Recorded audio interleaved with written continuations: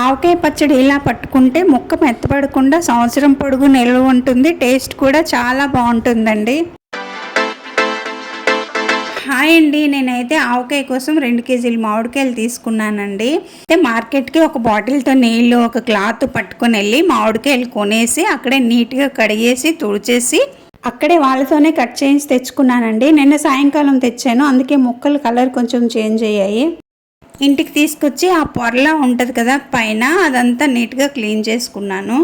ఇక్కడైతే ఆవకాయ కారం అని వేరేగా దొరకదండి, అందుకని కాశ్మీరీ లాల్ మిర్చి పౌడర్ తెచ్చుకున్నాను. ఇదైతే ఎక్కువగా ఘాటు ఉండదు.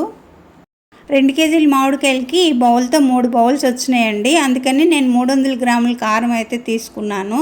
నేను అనుకున్నట్టుగా ఈ బౌల్ నిండుగా వచ్చిందండి. ఇక్కడ ఆవు పిండి కూడా దొరకదండి, అందుకని నేను ఆవాలు తీసుకొచ్చి మిక్సీ పట్టుకున్నాను.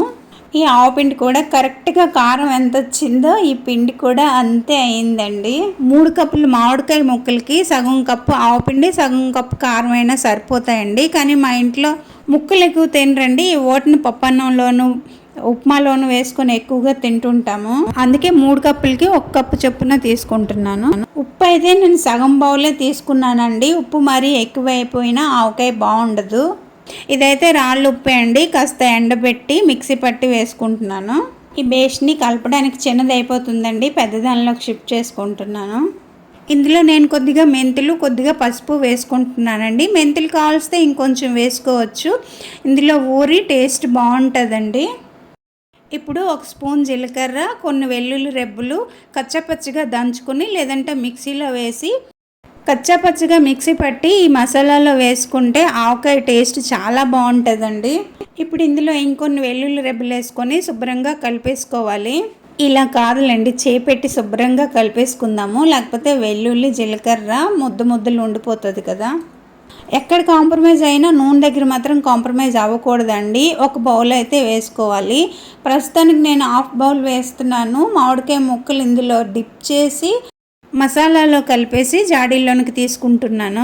ఇలా చేయడం వల్ల సంవత్సరం పాటు ఆవకాయ పచ్చడి ఫ్రెష్గా ఉండి నిల్వ ఉంటుందటండి. జనరల్గా ఆవకాయకి పల్లి నూనె కానీ నువ్వుల నూనె కానీ వాడతారండి. నేనైతే ఇక్కడ పల్లి నూనె వాడుతున్నాను.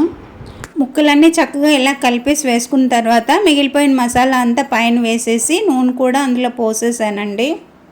ఇప్పుడు మిగిలిన 1/2 బౌల్ నూనె కూడా పైనుంచి వేసుకొని మూత పెట్టేసి ఒక క్లాత్ కట్టేసి 3 రోజులు అలాగే ఉంచాలండి. 3 రోజుల తర్వాత అయితే నా ఆవకాయ పచ్చడి ఇలా వచ్చిందండి. చూస్తుంటే నోట్లో నీళ్ళు ఊరిపోతున్నాయి. కలర్ఫుల్గా చాలా బాగుంది కదా. ఆవకాయ పెట్టడం చాలా సింపుల్ అండి, చూసారు కదా. మీరు కూడా ట్రై చేయండి. పచ్చడి మీకు ఎలా కుదిరింది అనేది కామెంట్ బాక్స్లో కామెంట్ చేయండి. ఓకే అండి, వీడియో ఎలా ఉందో కామెంట్ చేయండి. నచ్చితే లైక్ చేసి షేర్ చేయండి. సబ్స్క్రైబ్ చేసుకోవడం మర్చిపోకండి. ఇంకో మంచి వీడియోతో మళ్ళీ కలుద్దాం. అంతవరకు సెలవు అండి, బాయ్.